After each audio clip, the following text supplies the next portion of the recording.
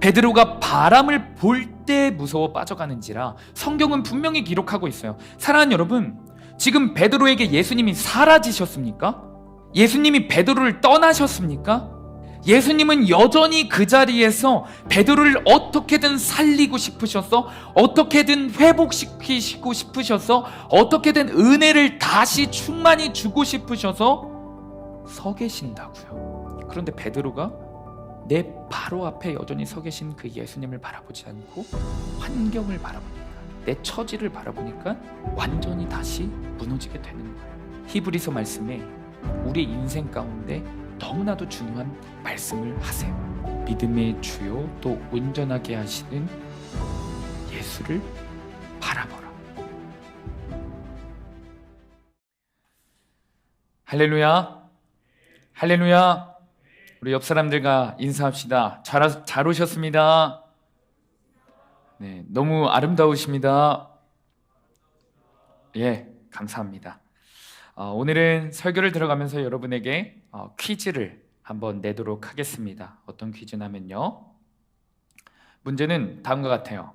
다음 중 하나님이 인간에게 가장 많이 하신 말씀은 1번 사랑하라, 2번 두려워 말라, 3번 회개하라, 4번 믿으라.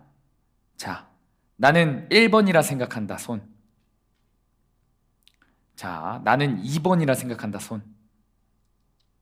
네, 2번 많습니다. 나는 3번이라 생각한다. 손. 소신껏 들어주세요. 안 듣는 사람은 내가 찾아갈 겁니다. 4번, 나는 믿으라. 네, 내려주세요. 정답은요, 바로 2번입니다. 두려워 말라. 이 중에서요, 미국에 영향력이 있었던 오길비 목사님이라는 분은 두려워 말라라는 성경 구절이 무려 366번이나 성경에 기록되어 있다고 하더라고요. 그리고 366번이나 쓰인 이유는 우리가 1년이 며칠이죠? 365일입니다. 승훈아, 1년이 며칠이지? 알고 있지? 오케이. 알았어. 365일 우리가 매일매일 걱정하면서 사니까 하나님께서 365일 동안 날마다 두려워하지 말라 하시고도 부족해서 한 번 더 두려워하지 말라라고 말씀해 주신 거다라고 해석하기도 합니다. 정말 생각해 보면 우리는요, 겉으로 두려움이 나타나기도 하고, 뭐 표정, 얼굴, 말, 두려워라고 말하기도 하고, 나의 마음 가운데 두려움들을 경험하면서 사는 것 같아요. 그러지 않습니까? 그러지 않습니까? 중국의 춘추 전국 시대를 끝내버리고 그 넓은 땅덩어리를 다 통합해버린 전설적인 인물이 있습니다. 제가 사진을 찾다가 우리 교회 누구를 좀 닮은 것 같아가지고 좀 웃겼는데 전설적인 인물이 있어요. 닮은 것 같은 사람 딱 한번 쳐다볼까요? 한번 시작. 눈이 마주쳤어요. 네, 아시아 최초로 황제라는 칭호를 사용했던 엄청난 인물이에요.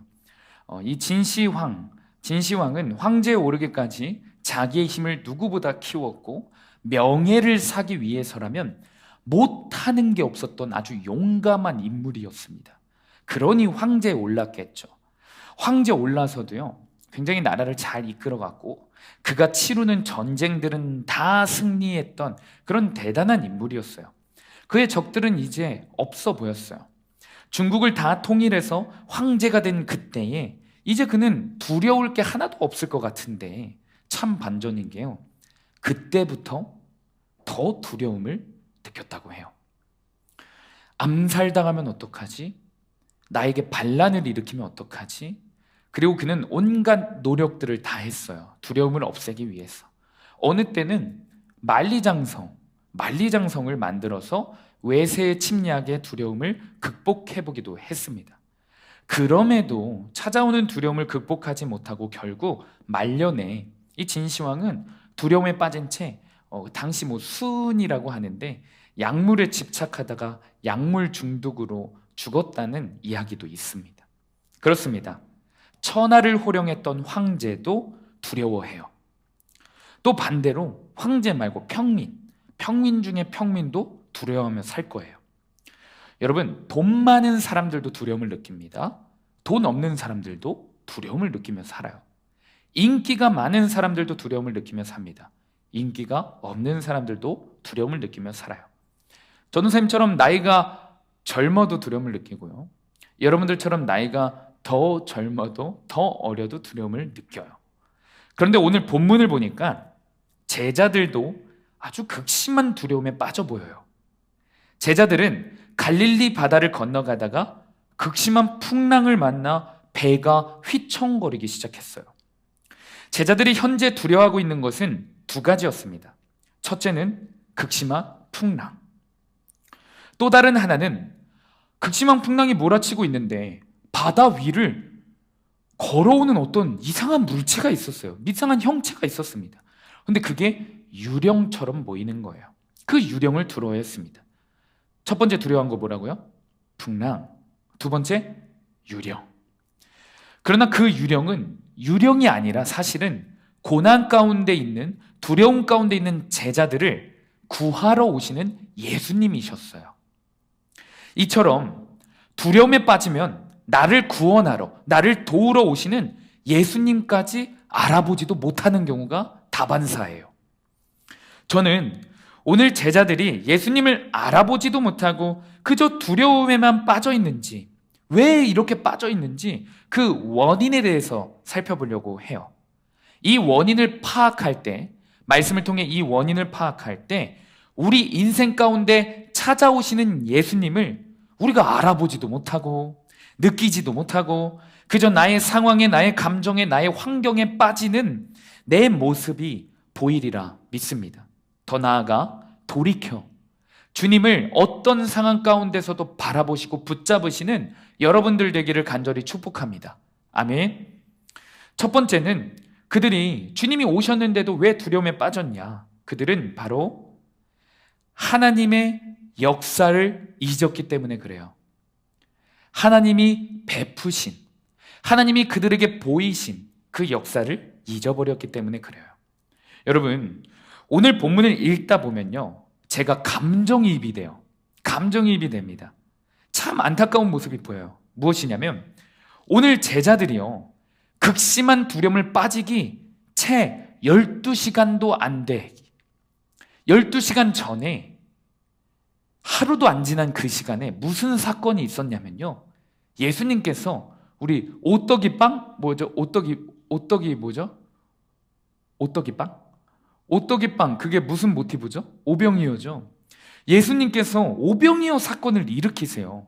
12시간도 안 지난 그 전 시간에요. 5,000명의 남자들을, 남자만 5,000명의 사람들을 물고기 2마리와 보리떡 5개로 충분히 먹이고도 12바구니가 남는 말도 안 되는 그런 기적을 일으키세요. 우리 마태복음 오늘 보면 바로 전 14장 19절에서 21절을 우리 쉬운 성경으로 여러분들이 한번 읽어주세요. 한 목소리로 읽겠습니다. 시작.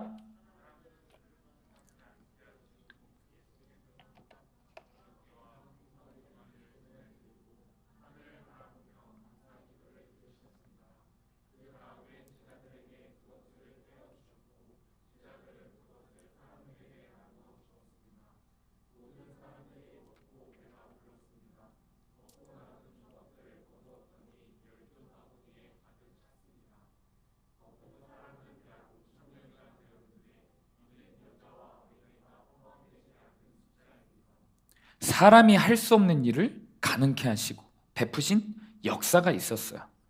하나님의 아들이셨고 이 땅에 나를 구원해 주러 오신 예수님만 하실 수 있는 일이었어요. 그러나 제자들은 그것을 가까이에서 보고 경험하고 하나님의 역사에 직접 참여한 자들인데 12시간이 지나지도 않았어요. 그런데 오늘 본문 시점에 그 놀라운 하나님의 역사를 까먹습니다.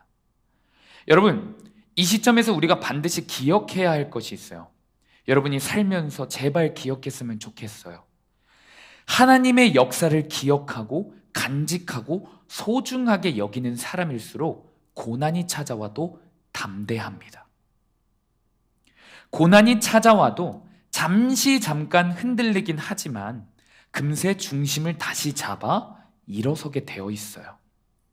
따라서 우리는 하나님의 역사를, 하나님의 은혜를 간직하는 자가 고난을 통과할 수 있구나 라는 것을 깨달아야 합니다. 믿으십니까?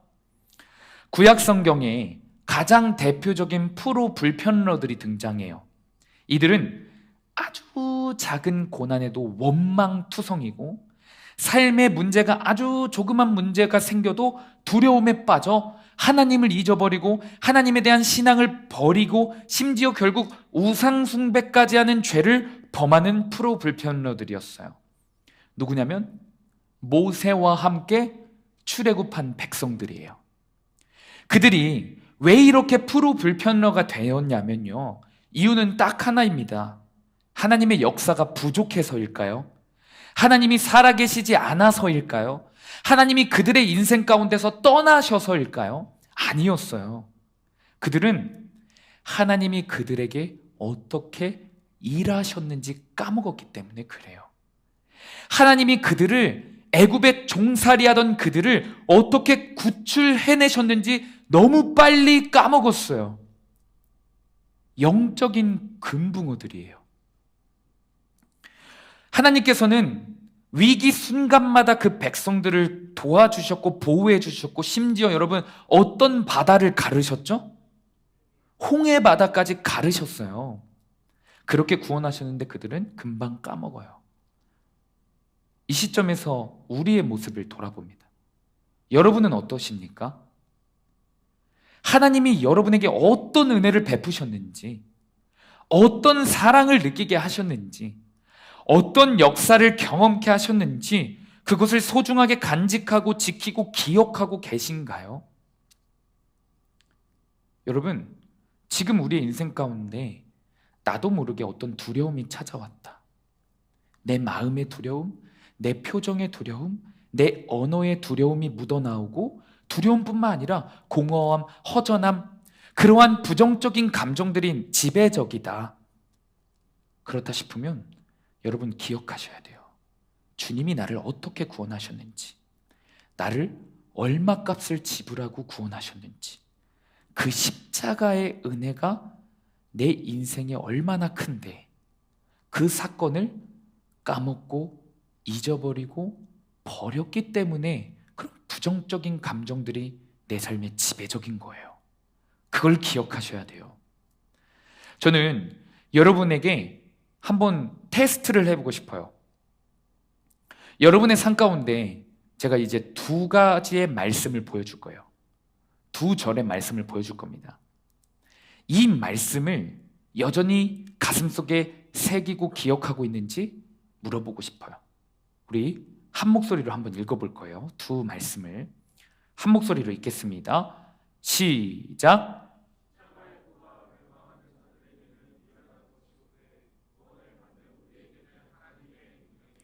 우리 한 번 더 큰 목소리로 읽습니다. 시작.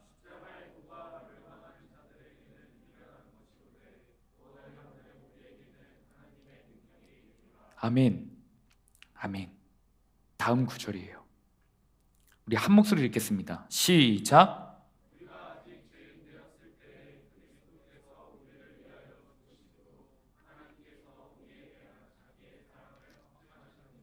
아멘.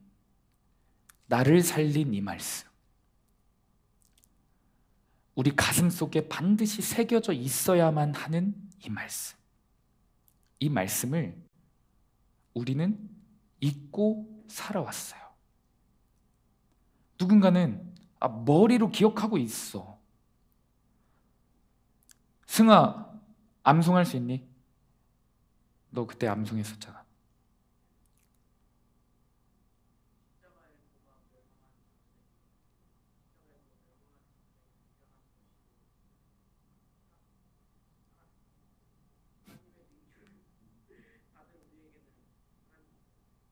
괜찮아. 네, 그래도 얼추 기억하죠. 누군가는 머리로 기억한다고, 지금 약간 우리 회장님이 약간 난 기억하는데 약간 이런 눈빛으로 바라보고 있어요. 누군가는 머리로 기억한다고 나 기억하고 있는데 라고 생각할 수 있어요. 근데 사랑하는 여러분, 하나님 말씀은 머리로 기억하는 게 아니라 내 심령에 기억되어져야 돼요. 내 마음, 내 가슴 속 깊은 곳에 기억되어져야 돼요. 분명해져야 돼요. 만약 가슴에 이 말씀이 여전히 생생하게 기억되어지는 사람은요, 이 말씀을 볼 때마다, 오늘 우리가 함께 읽었을 때마다 내 감정이, 내 인격이, 내 표정이, 내 눈물이 나를 살린 이 말씀 가운데 반응이 되어져야 돼요. 어떠세요? 어떠십니까? 살아계신 이 말씀 때문에, 나를 살린 이 말씀 때문에 내 전 인격이, 온몸이 반응되어져야 된다고요. 다른 거 필요 없습니다. 이 말씀 앞에 내 심령이 반응하는 자가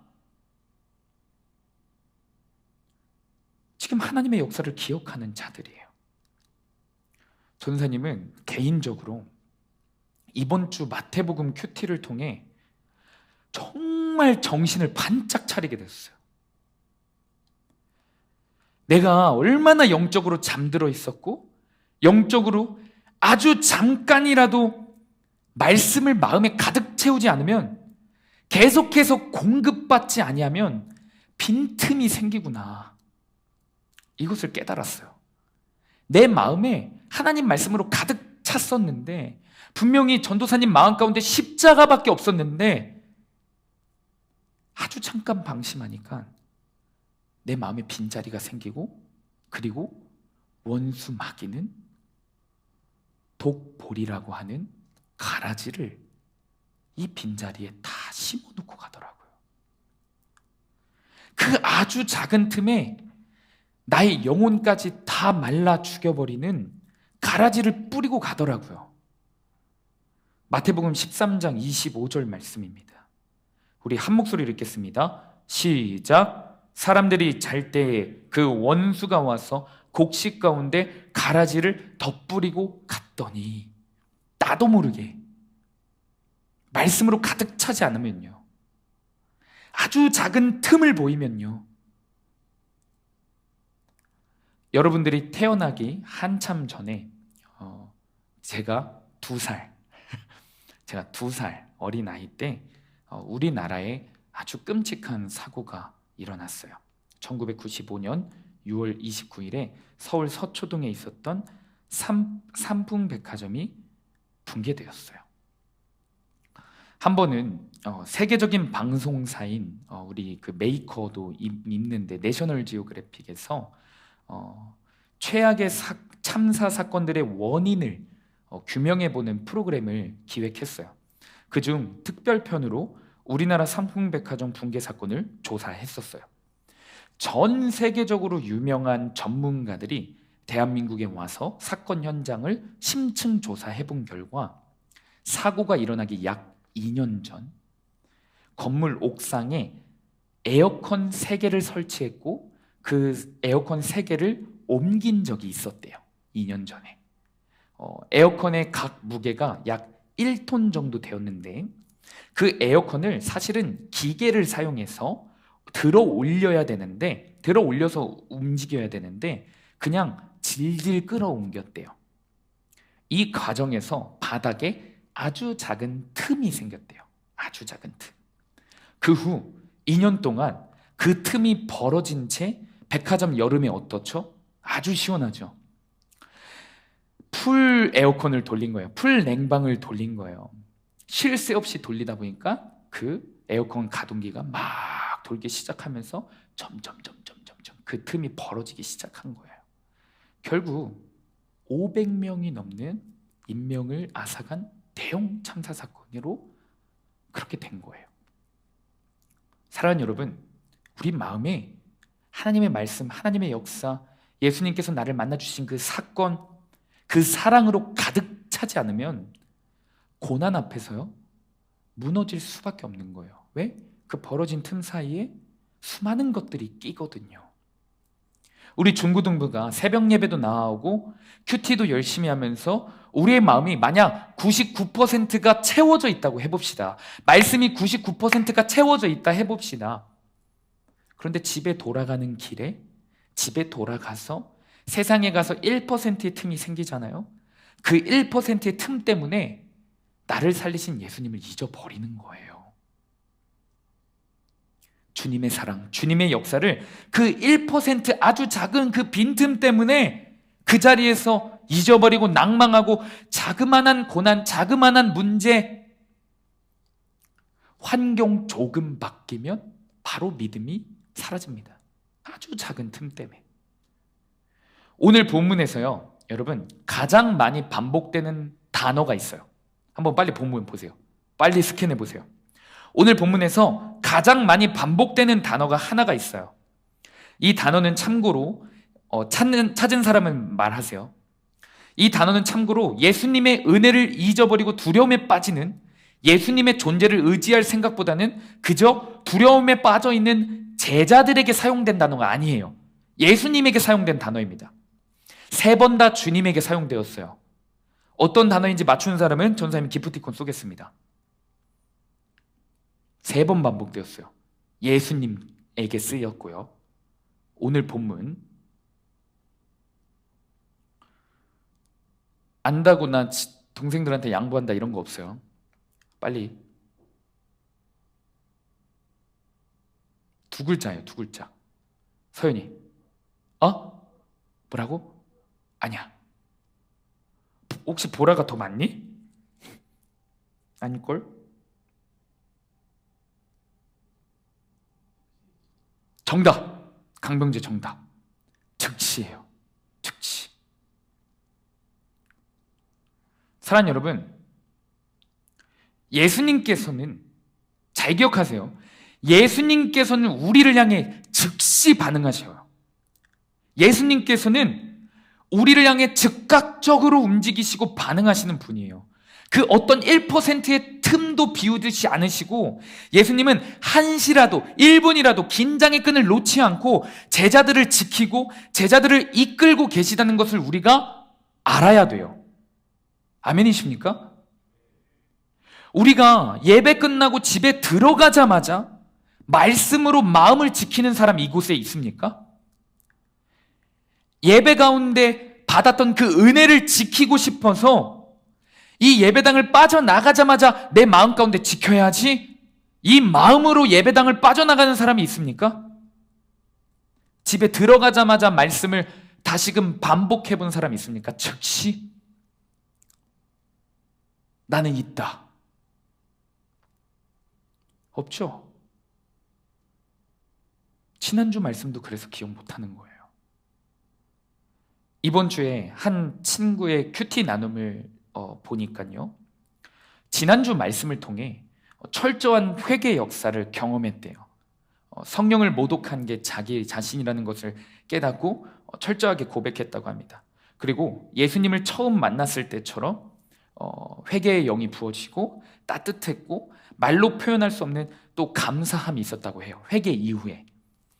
오랫동안 죄에 반복적으로 넘어지다가 정말로 주님의 마음을 느꼈던 그런 지난주 예배였나 봐요. 그런데요, 그 다음 날 이제 진짜 수련회 제대로 준비할 수 있겠다, 이제 전심으로 준비할 수 있겠다, 이런 마음을 품고 기대감이 있었대요. 그런데 그 다음 날 나눔을 보니까요, 반복적인 죄악에 또 넘어졌대요. 사랑하는 여러분, 받은 은혜, 나에게 이미 주신 하나님의 은혜는 기억해야 합니다. 즉시 계속해서 되새겨야 해요. 그 결단이 없잖아요. 아주 작은 고난 앞에서, 아주 작은 환경의 변화 앞에서 여러분은 또다시 무너지는 게 지극히 정상이에요. 사랑하는 여러분, 예수님은 우리를 향해 즉시 반응하세요. 우리도 즉시 반응해야 합니다. 그때 우리의 마음을, 우리의 신앙을, 우리의 믿음을 지킬 수 있는 겁니다. 믿으시기를 축복합니다. 적용 질문입니다. 나는 하나님의 역사, 사랑을 잘 기억하고 간직하고 있나요? 12시간도 지나지 않아 까먹은 제자들의 모습이 있지는 않나요? 오늘 말씀을 통해 꼭 한번 점검해 보시고 돌이키고 즉시 주님께 돌아가는 여러분들 되기를 간절히 축복합니다. 두 번째입니다. 우리 한 목소리로 한번 읽어보겠습니다. 시작! 오늘 본문에서 예수님이 그동안 제자들에게 어떤 능력을 보여주셨는지 까먹고 두려움에 빠져 있었죠. 그런 제자들에게 예수님은 그저 또다시 찾아오세요. 26절이에요. 함께 읽습니다. 시작!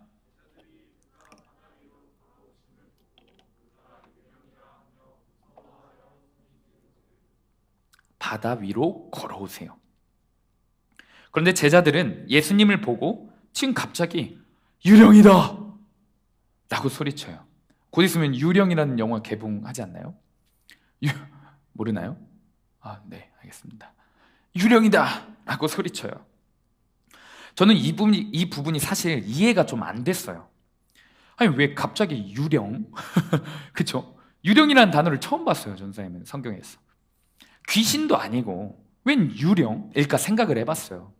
그래서 궁금해서 이 구절에 대해 검색을 해봤거든요. 근데 이게 신약 성경에 딱 한 번 사용된 단어래요. 유령이라는 이 단어가. 근데 당시 이게 갈릴리 바다거든요. 오늘 본문의 배경이.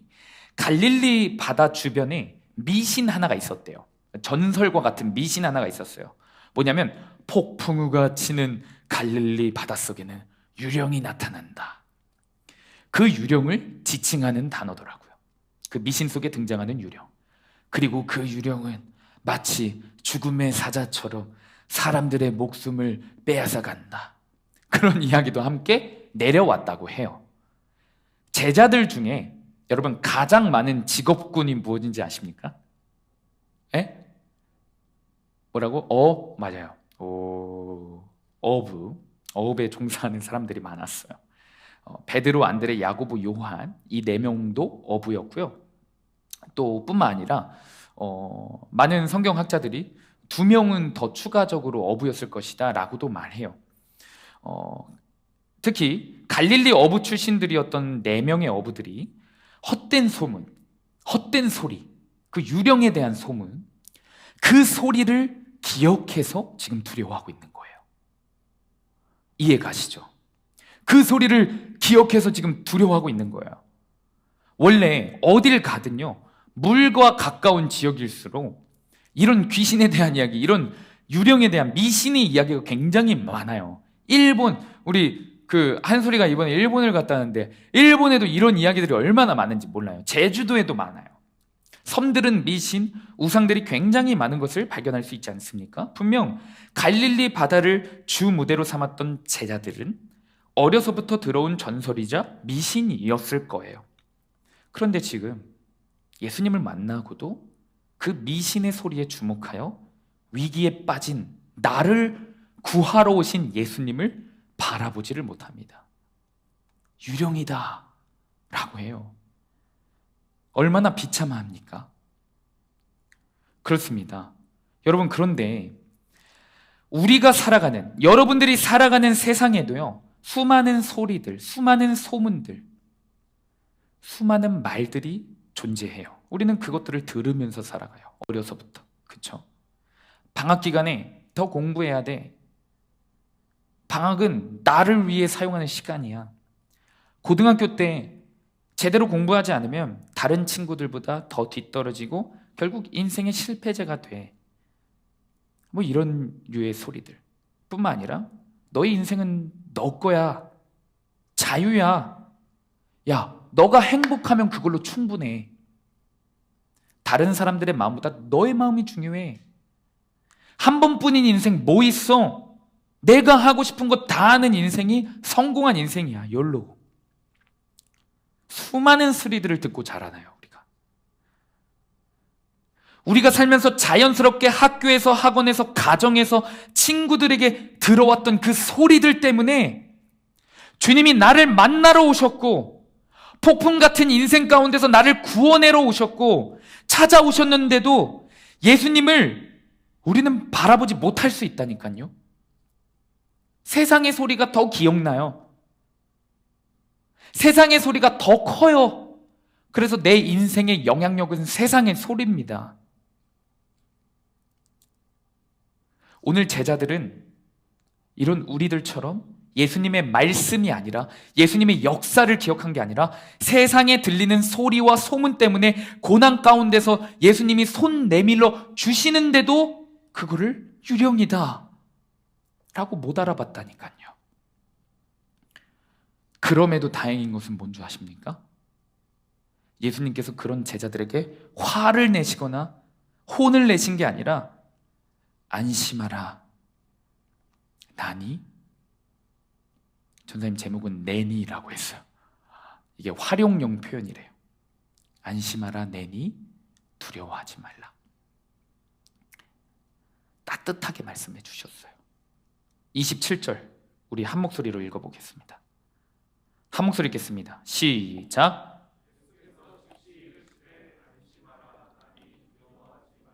아멘. 그런데 그때 베드로가 주님, 정말 주님이십니까? 만일 주님이시거든 나를 명하사 물 위로 오게 하시옵소서. 의심인 듯 의심 아닌 질문을 던져요. 그런데 그때 예수님이 그래, 나의 말씀 의지해서 오라 라고 하세요. 베드로는 이 명령을 듣고 예수님의 말씀을 듣고 인간 최초로, 역사상 최초로 인간이 물 위를 걷게 돼요. 이 부분을 묵상하면요, 베드로가 다시 예수님을 바라보기만 하니까, 예수님의 말씀을 다시 듣기 시작하니까 믿음이 회복되어지는구나, 예수님의 은혜를 다시 한번 경험하는구나, 이제 좀 세상의 소리에 주목하지 않겠구나 싶었어요. 그러나 베드로는 이번에 세상의 소리가 아니라 또 다른 곳에 시선이 빼앗겨요. 방금 전까지는 세상의 잡소리에 시선이 빼앗긴 거예요. 근데 이번에는 지금 당장 처한 나의 환경에 시선을 빼앗깁니다. 지금 당장 나에게 처한 환경. 29절 말씀 우리 한 목소리로 한번 읽어보겠습니다.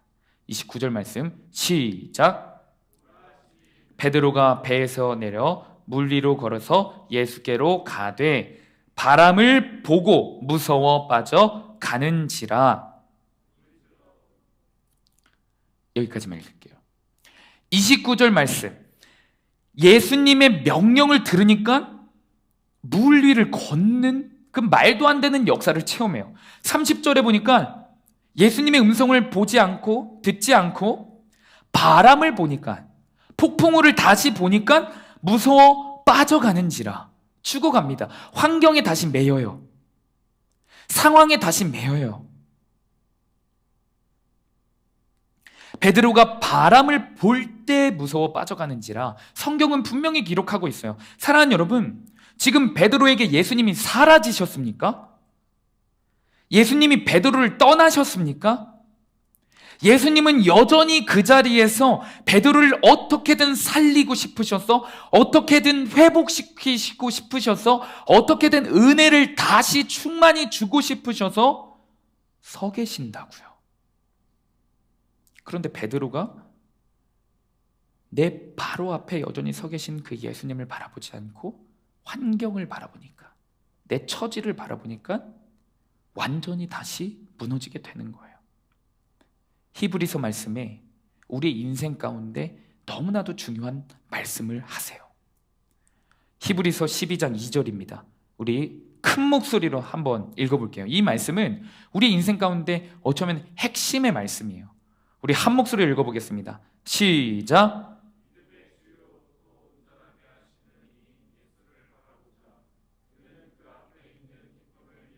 십자가를 참으사 부끄러움을 개의치 아니하시더니 하나님 보좌 우편에 앉으셨느니라. 아멘. 믿음의 주요 또 온전하게 하시는 예수를 바라보라. 사랑하는 여러분, 예수님을 바라본다는 게 뭘까요? 예수님을 바라본다는 게 말씀이에요. 말씀. 말씀을 듣고 말씀을 읽고 말씀대로 살기 위해 몸부림치는 거예요. 그게 예수님을 바라보는 겁니다.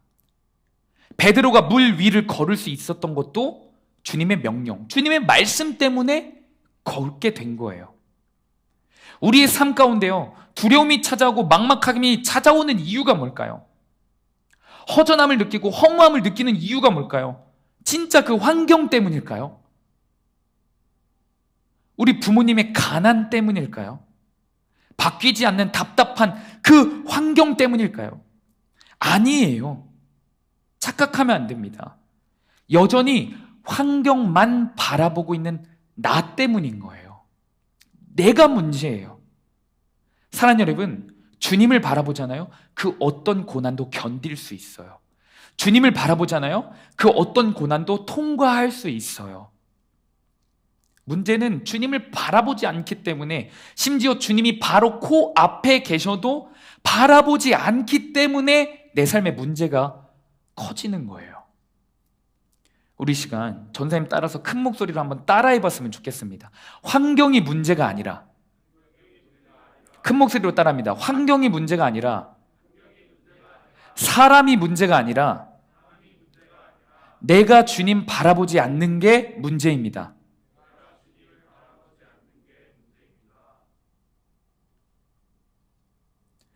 이제 이틀 뒤면 수련회예요. 아까 말했듯이 광고 시간에 내일 우리 전도사님과 우리 임원단들이 먼저 선발대로 가서 필요한 짐들을 세팅하고 그곳에서 기도를 준비하십니다. 근데 우리가 전도사님들과 선생님들이 수련회를 준비하면서 함께 여러분들의 기도 제목을 나누고 상태를 나누고 계속해서 기도해 왔어요. 그런데 이 중에 대부분 수련회를 가지만 수련회를 못 간다고 말한 친구들은 이유가 뭘까요? 환경이에요. 대부분 환경을 얘기해요. 한 학생도 이런 환경 저런 환경 때문에 수련회 가기 너무 어렵다고 말하기 시작했어요. 내 이야기라고 찔리는 사람이 있을 건데 다 그랬어. 못 간다 한 친구는 다 그랬어. 다 똑같았어. 이 환경 저 환경 때문에 수련회 가기 너무 어렵다고 말하기 시작했습니다. 한 명만 그런 게 아니라 지금까지 여러 명이 그래왔어요. 제가 한 번은 침묵하고 계속 듣기만 했어요. 그런데 계속 여러 환경적인 이유들을 말하다가 그 친구도 지쳤는지 갑자기 인정하더라고요. 환경이 문제가 아니라 내 마음이 문제긴 해요. 그렇습니다. 우리는 사실 모두 알고 있어요. 모든 문제들 속에서 당장 수련회를 가고 안 가고의 문제뿐만 아니라 우리 인생의 수많은 선택의 문제들, 관계의 문제들, 가정 환경의 문제들, 반복적으로 넘어지는 죄의 문제들, 그 문제들의 가장 큰 핵심은 나의 마음이에요. 내 마음, 내 시선이 지금 어디로 향하고 있느냐가 가장 큰 문제입니다. 내가 무엇을 바라보고 있느냐, 내 마음은 지금 어디를 향하고 있느냐, 이것을 계속 점검해 보면요, 여러분 놀랍게도 환경은 문제가 되지 않아요. 아무리 고난일지라도. 왜냐하면 예수님을 바라보기만 하면, 진정으로 우리 예수님 말씀 의지한다면, 예수님이 오늘 베드로에게 베푸셨던 그 은혜, 물 위를 걷게 하시는 은혜, 그 어떤 고난도 통과할 수 있는 은혜를 우리 삶 가운데도 허락하시거든요. 그 사실을 믿기를 간절히 축복합니다. 적용 질문입니다. 우리 이 문제는 제가 선생님들께 보여드릴 테니까 한 목소리로 한번 읽어봤으면 좋겠어요. 100가지 먼저 100가지 문제를 바라고 있습니까? 여기부터 한 목소리로 읽어보겠습니다. 시작! 100가지 문제를 바라보고 있습니까? 유일한 정답, 예수님을 바라보고 있습니까? 100가지 문제에 빠져 두려움에 빠져 있습니까? 유일한 정답, 예수님과 함께 고난을 통과하고 있습니까? 지난 수요 예배 나온 선생님들, 학생들은 들었을 거예요. 근데 한 번 더 들으시기를 축복합니다. 옛날에 한 전도자가 있었어요. 그런데 그 전도자는 하나님을 뜨겁게 만나고 하나님을 사랑해서 하나님 말씀에 따라 모든 것을 포기하고 전도 여행을 떠났어요. 그런데 자기가 하나님의 말씀을 만났고 경험해서 그렇게 모든 것을 포기하고 떠났는데도 계속된 실패를 경험하는 거예요. 어려운 환경들을 경험하는 거예요. 그래서 마음이 참 어려웠습니다. 하나님에 대한 실망감도 들었어요. 특히 그를 힘들게 했던 것들은 사람이었어요. 심지어 같이 예수 믿는 사람들이 더 그를 괴롭게 했고 외롭게 했고 박해를 했어요.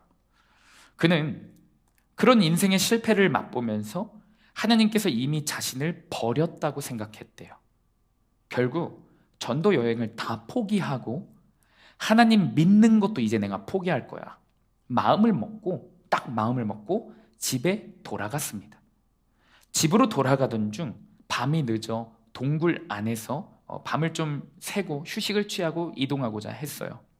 그리고 그곳에 잠이 들기 전에 동굴에서 혼자 그러고 있는 그 자기의 신세가 처량한 거예요. 그래서 눈물이 나고 원망이 나서 기도했어요. 원망하는 기도했어요. 하나님, 살아계신 거 맞아요? 나를 사랑하시는 거 맞습니까? 그렇게 마음에 있는 모든 온갖 하나님에 대한 분노, 나의 신세 한탄을 다 털어놓고 지쳐서 잠이 들었어요. 그리고 점점 일어나고 어두운 곳에 계속해서 있다 보면요, 여러분, 사람의 눈은 어두운 곳에 익숙해져요. 그래서 처음엔 보이지 않았던 것들이 은근히 보여요. 그 형체들이 보입니다. 어두움에 계속 있다가 보면 어둠에 적응이 돼서 은근히 형체들이 보여요. 어느 정도 이 전도자도 눈이 어둠에 익숙해지면서 형체들이 보이기 시작했대요. 그런데 그때서야 자기 바로 옆에 아주 사납게 생기고 울그락불그락한 늑대 한 마리와 그의 새끼가 바로 옆에 있었다는 것을 알게 되었어요. 그런데 늑대는 그 전도자를 잡아삼키려 하지 않을 뿐만 아니라 오히려 자기 자신을 지켜주고 있는 듯한 모습이었대요. 생각해보면 여러분, 아기 새끼를 낳고 젖을 먹이는 그 시기에 어미가 어떻게 되죠? 가장 난폭해지고 가장 흉악해져요. 그렇죠? 그렇게 마련이에요. 그런데 자기 자신을 오히려 지켜주고 있는 듯한 모습. 그 전도자는 머리를 한 대 딱 맞은 것 같았어요. 그렇습니다. 전도자는 고난 때문에, 환경 바뀐 것 때문에, 삶에 펼쳐진 문제 때문에 하나님이 나를 버렸다고 원망하고 하나님 살아계신 거 맞아? 라고 느꼈을 그때에도 하나님은 그 전도자를 포기하지 않고 지키고 계셨던 거예요. 한 번도 멈추신 적 없이 계속해서 함께 하셨고 지켜주고 계셨던 거예요. 말씀을 맺겠습니다. 오늘 본문 제자들은 폭풍 후의 고난을 만나 두려움에 빠져 있었어요. 예수님은 그들을 도와주시기 위해 한 걸음에 달려왔으나 제자들은 세상의 소리에 집중하느라 주님을 바라보지 못합니다. 그럼에도 예수님은 또다시 그들에게 포기하지 않으시고 내니 두려워하지 말라. 자기 자신을 바라보라고 명령하셨어요. 세상의 소리가 아닌 주님을 바라보라는 명령을 듣자 주님을 바라보았던 베드로는 극심한 풍랑이 몰아치는 그 환경, 그 문제, 그 고난을 통과하고 있었어요. 무리를 걷게 돼요. 말도 안 되는. 그러나 안타깝게도 주님을 바라보던 그 시선에서, 말씀을 의지하는 그 마음에서 또다시 무엇을 바라봤죠? 바람. 또다시 환경을 쳐다보고 상황을 쳐다보고 문제를 쳐다보니 그 문제 속으로 빠져들어가 결국 또다시 죽게 되었어요. 죽을 뻔한 위기에 처해 있어요. 그때 예수님께서 딱 한 가지 말씀하세요. 이 믿음이 적은 자여 왜 의심하였느냐. 사랑하는 여러분, 주님의 말씀보다 세상의 수많은 소리, 친구들이 하는 말, 믿지 않는 부모님이 하는 말, 그 말들에 집중하기 때문에 우리의 영혼이 여전히 두려워하고 허전하고 공허함에서 빠져나오지 못하는 거예요. 우리의 인생이 여전한 거예요. 더 나아가 주님의 말씀보다 내 답답한 환경, 내 답답한 모습, 내 답답한 문제, 고난만 바라보고 있으니까 또다시 쓰러지고 절망할 수밖에 없는 겁니다. 믿음의 주요, 또 온전하게 하시는 이인 예수를 바라보자. 예수님을 바라보십시오. 십자가에서 나를 위해 죽으신 그 예수님을 바라보십시오. 그 예수님 다시 한번 바라보라고 오늘도 주님께서는 여러분들에게 말씀을 허락하세요. 수많은 말씀을 들을 수 있는 기회, 선생님들을 통해서 말씀 카드가 주어지고 전화가 주어지고, 그거 다 예수님이 여러분들 포기하지 않아서예요. 선생님들과 전도사님이 포기하지 않을 이런 게 아니에요. 예수님이 여러분들을 포기하지 않았어요. 그 사실을 깨닫고 수련회에 임하기를 축복합니다. 아멘. 분명 수련회 가운데서 여기에서 지금 여러 두려움들이 있을 것 같아요. 맞죠? 각자가 품고 있는 수련회 가면 겪게 되는, 지금부터 뭔가 마음속에 두려움들이 있을 거예요. 각자 저마다 다른 두려움이요. 나 진짜 또 세상의 소리 집중하느라, 환경만 바라보느라 지금까지 주님 바라보지도 못했는데, 나 이번에 은혜를 못 받으면 어떡하지? 제 은혜 받는데 나 또 못 받으면 어떡하지? 여러분, 가장 비참한 자가 누군지 아십니까? 가장 비참한 자? 주님이 포기하지 않고 수련회로 인도하신 건데, 주님이 두려움에 빠져있는 제자들에게 내니 두려워 말라 그렇게 말씀하신 것처럼 수련회 가운데에서도 다시 시작해라, 다시 회복해라, 다시 예수 그리스도께 돌아와라, 손 붙잡으라, 좁은 길 통과해라, 함께 가자, 기회를 주신 건데, 그 기회의 현장, 은혜의 현장, 수련회 가운데서도 여전히 내 감정에, 여전히 내 문제에, 여전히 내 마음에, 여전히 내 상태에 집중하느라 몸은 왔는데 마음은 예수님을 바라보지 못하는 자들이 제일 비참해요. 겨우 따라갔는데, 어떻게 노력해서 왔는데, 수련회 가운데서도 마음을 주님을 바라보지 못하는 자들이 제일 불쌍합니다. 제일 불쌍해요. 사랑하는 여러분, 우리 지금 이 시간부터 이렇게 기도했으면 좋겠어요. 주님, 자격 없는 나, 또 세상의 소리에 집중하느라, 또 환경에 집중하느라 주님 버려버린 나, 주님 베푸신 은혜를 기억도 못하고 나 같은 죄인 그 십자가에서 구속하신 그 은혜를 까먹고 당장 내 앞에 구원해 주시러 오신 그 예수님, 내 말로 거부하고 세상 바라보면서 거부하고 표정으로 거부하고 마음으로 거부했던 그런 나를 포기하지 않고 이곳까지 인도하시니 감사합니다.